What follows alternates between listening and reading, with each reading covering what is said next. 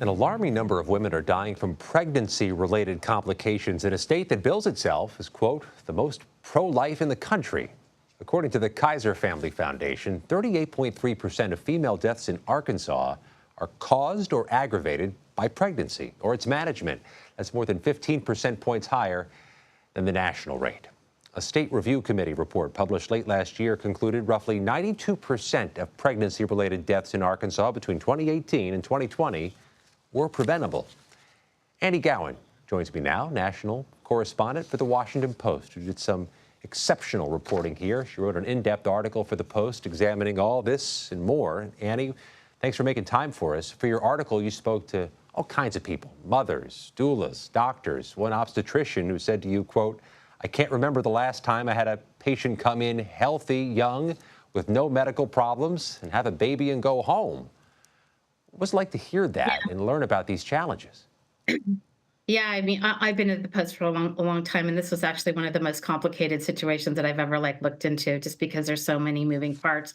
But Dr. Worley that you mentioned there, I think she really got to the heart of the issue, which is that one of the biggest problems about trying to address this is that there are a lot of most of the patients that live in this poor, unhealthy state have a lot of underlying conditions, which can really complicate things. They have diabetes, they have heart conditions, they have kidney conditions. They come in very overweight, 300, 400, and 500 pounds, and these doctors are trying to manage the pregnancy. So even before you start trying to address these issues, you have the underlying health, health concerns that she says that addressing those things can take years.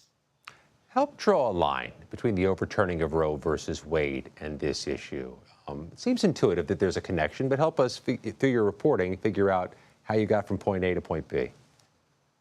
Well, so, that's what we're doing. We're looking at these red states where they had abortion bans. And in many of those states, they happen to be some of the states that have the worst outcomes for moms and babies in terms of health care.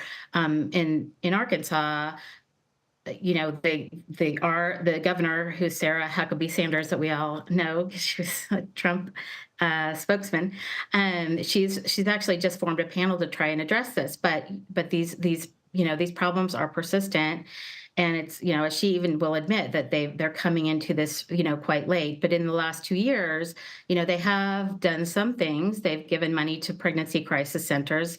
Almost now that it's just almost $2 million this year. But many of those are faith-based, and a lot of people feel that that the money should be more evenly distributed amongst groups like, for example, the doula that I focused on, who was not a religious-themed organization. So the other problem is that doctors, the place where I was working was called Warren, Arkansas, and the doula there, they lost their birthing ward in the hospital because they couldn't afford to keep it open, and so a lot of it was due to staff. So doctors are afraid to come. It's hard to recruit to these states with abortion bans because the oversight is so strict, and they're afraid of making a mistake in these new conditions. So that's another challenge, is recruiting OBGYNs to these rural areas where it was hard in the first place, because it's always hard to get rural doctors into these rural areas. So that's also been a huge challenge for the state. In your reporting, you mentioned this remarkably high teen birth rate, double the national rate. Did you get a sense of what's driving that?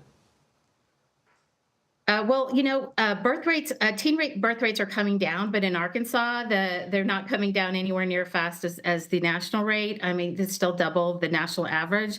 And in Arkansas, they use the kids have unprotected sex about 75% more than the national average. One of the things that there's a couple things that the advocates say that they're not doing, and one of them is sex education in the schools. They really don't have programs. It's not required. And if they do teach it, they must teach about abstinence only.